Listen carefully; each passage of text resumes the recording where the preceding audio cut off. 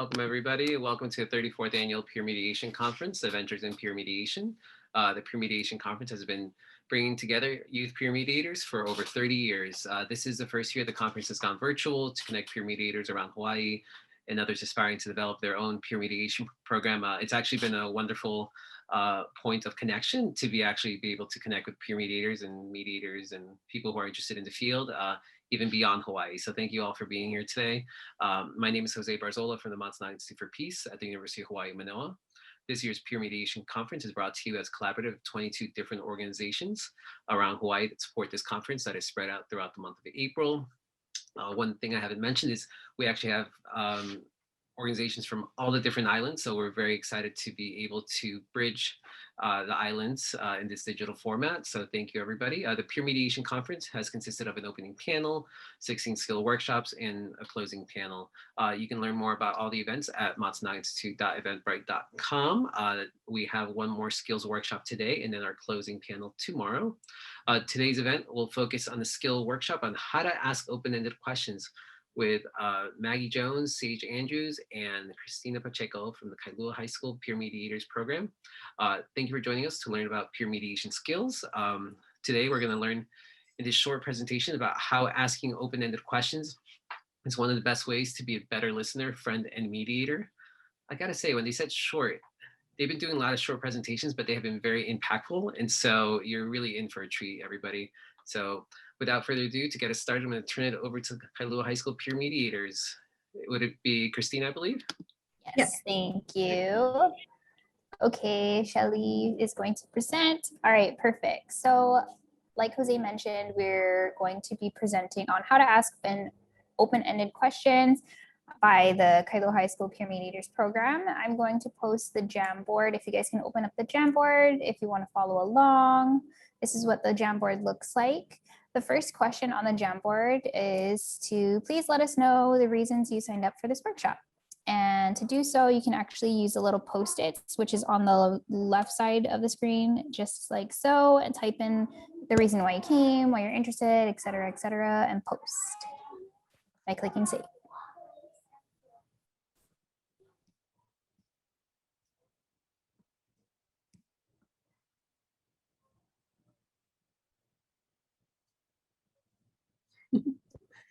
If you'd like to follow along with our presentation, you can go to the PTP website, go to the bottom of the Kailua website, and then click on KHS PEP Handbook.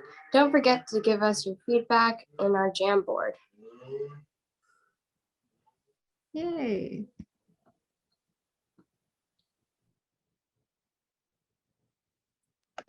Cool. So what we're focusing on today is the big question: what is an open-ended question anyway? Let's try to go through that.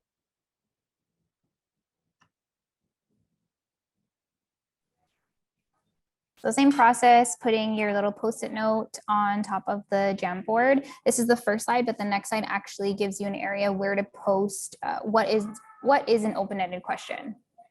So we'll give you guys a few seconds to go ahead and post your answers.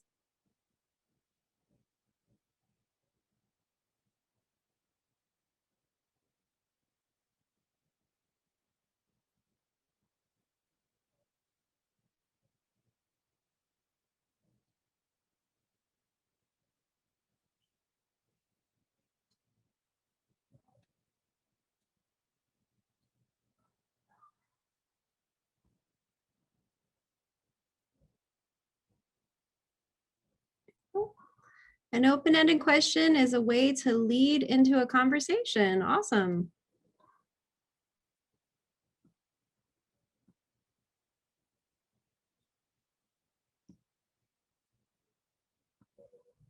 Maybe we just want to go ahead while give you some time to respond, and we'll play a short video. Open-ended versus closed-ended questions.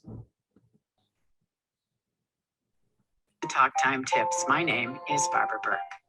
Today's topic is the best way to get somewhere is to ask the right questions. One day, Alice came to a fork in the road and saw a Cheshire cat in a tree. "Would you tell me, please, which way I ought to go from here?" she asked. "Oh, that depends a good deal on where you want to get to," said the cat. Oh, I don't much care where, said Alice. Well, then it doesn't matter which way you go, said the cat. Well, so long as I get somewhere, Alice added as an explanation. Oh, you're sure to do that, said the cat, if you only walk long enough. Now, if the Cheshire Cat really wanted to help Alice get somewhere, he could ask her some questions to find out where exactly that somewhere might be. The conversation might go like this. Oh, what do you want to do? Asked the cat. Oh, I've always wanted to see the Eiffel Tower, Alice explained. Well, where is the Eiffel Tower? It's in Paris, of course, Alice replied, pointing out the obvious. Well, why do you want to go to Paris to see the Eiffel Tower? The cat inquired. Oh, because I've never been there, silly, she said.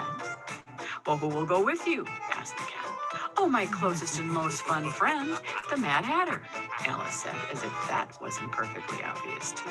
Well, when would you like to leave? The cat asked. Oh, let's go this very day, she said excitedly. Well, how do you plan to get to Paris? Oh, Paris is much too far to walk. I'd rather take an airplane, said Alice, feeling rather proud, having determined where her somewhere is. The Cheshire Cat discovered that Alice wanted to see the Eiffel Tower in Paris with the Mad Hatter and leave today on an airplane. The next time you have a customer with a problem, you can do what the Cheshire Cat did.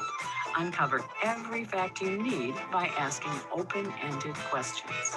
Questions that begin with who, what, where, why, when, and how. May you always get to where you want to go, and may you be happy. Yay. So I hope you guys like that movie. And I don't know if anybody has any more questions. I mean, our answers about what an open-ended question is provides the opportunity to learn more info. Awesome.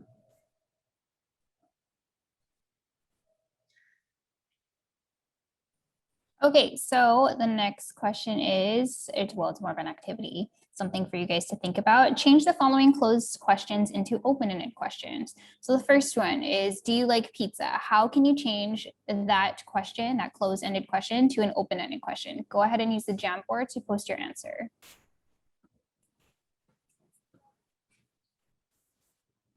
And the second question is also on the Jamboard is, are you okay? So what's another way that you guys can ask, are you okay? But in a way for them to elaborate more using an open-ended question.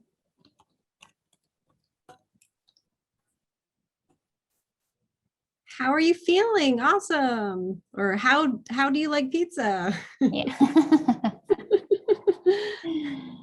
That could be for both, you could use. Yeah, true. That is a good, yeah, we could totally. How are you feeling about eating pizza? Combo, I think 100% on that. Okay, Sage, you want to take this one? Yep, so, sorry, I'm just zooming in so I can see it. Oh goodness, I really can't see it. Using active listening skills tells the disputants what you are genuinely interested in so that they know what to say. If you are really listening, they'll probably share more with more honesty, leading to a more successful mediation session. The Chinese character that makes up the verb to listen can tell us something significant about this skill. So just look at the picture and just see that this is the way that you would listen, hopefully with your ears, also your eyes, undivided attention, and also your heart. And then, do you want to introduce the video for us, Maggie? Yeah, so the big question, how are asking open-ended questions and being an active listener related? This video is kind of going to show us how you can use it in real life situations or just to cheer up a friend even. Yeah.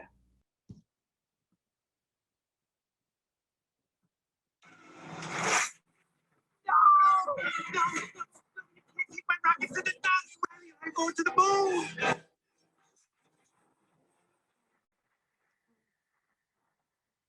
Finally can't be done with me.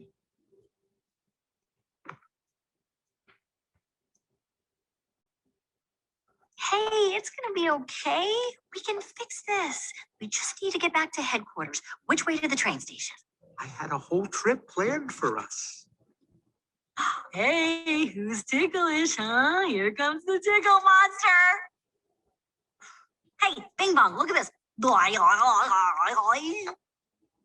Oh, here's a fun game. You point to the train station and we all go there. Won't that be fun? Come on, let's go to the train station. I'm sorry they took your rocket. They took something that you loved. It's gone forever. Sadness. Don't make him feel worse. Sorry. It's all I had left of Riley. I bet you and Riley had great adventures. Oh, they were wonderful. Once we flew back in time, we had breakfast twice that day. Sadness. It sounds amazing. I bet Riley liked it. Oh, she did. We were best friends. Yeah, it's sad.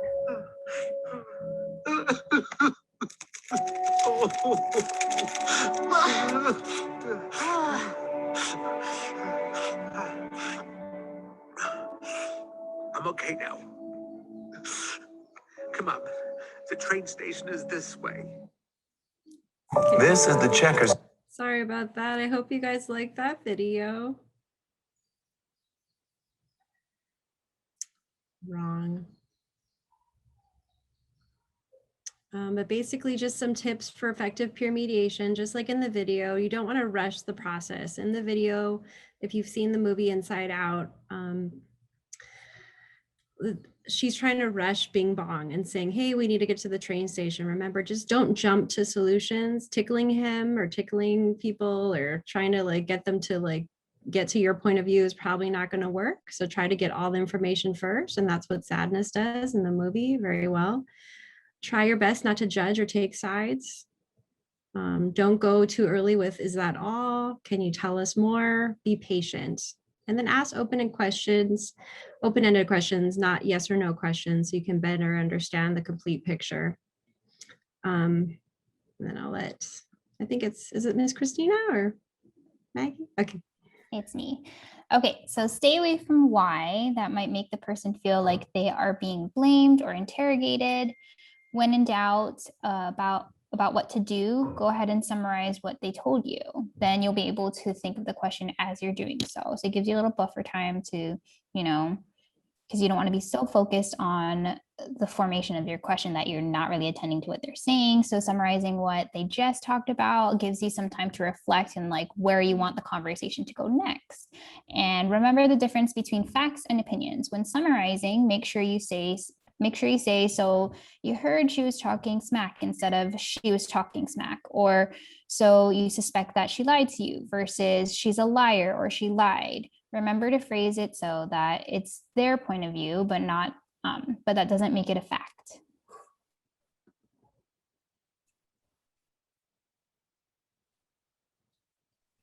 So if you look at the diagram down below, at the very top, it shows positions, a demand or preferred course of action. Positions are easy to spot above the surface, but usually are only a small part of the problem in conflict. In conflict, people's positions are often at odds. Positions are rooted in interests. Then if you look below the waterline, you can see interests. Interests are a reason behind a position. Interests are often harder to see below the surface, but account for a larger part of the problem. People often have interests in common. Interests can be uncovered by asking open-ended questions. Interests are rooted in needs. Finally, needs are fundamental things and feelings which all people strive. Negative emotions are almost always caused by an unsatisfied need. Needs are the root of all desires we have and the actions we take.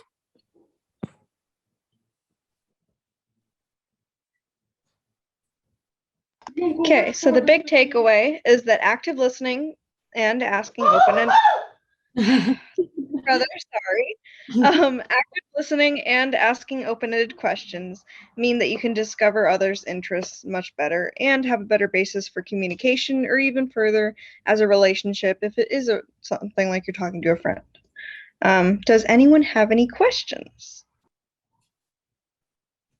And we can also refer back to our Jamboard. Oh, somebody said, what's an active listener? Someone who's engaged and understanding what you are saying. Awesome. Also, someone says, how are asking open-ended questions and being an active listener related? It requires the listener to attend to the content of the conversation, to ask specific questions about what's bothering them. Also, thanks so much for sharing. And then how does asking open-ended questions and active listening help uncover people's interests and needs? No one really responded on that, but what did you learn today? Any questions? You can also put in the chat too.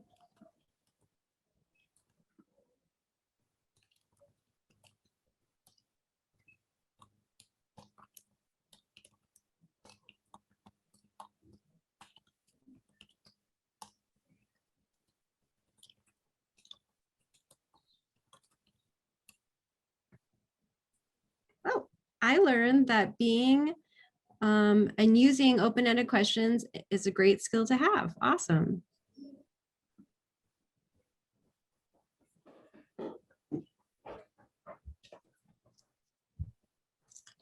I guess something that I learned from this is that peer mediation doesn't need to be fast. It's supposed to take more time for you to fully understand a situation or someone's needs or wants or interests. Awesome. And that totally kind of goes with what you just said, Sage. The next comment was peer mediation is a process. And it can be kind of tricky, just like in that video with sadness and Inside Out. She doesn't really give Bing Bong like a lot of open-ended questions. She's really just kind of summarizing and just kind of mirroring how he's feeling. And if you do that, it's sometimes really fast how it can change. It doesn't have to be really slow. Sometimes people just need that acknowledgement.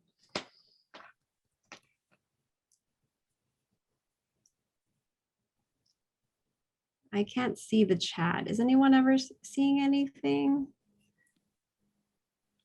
There's nothing currently in the chat. Oh, okay. Oh, excellent visual of the mediator's iceberg. Yes, thank you so much.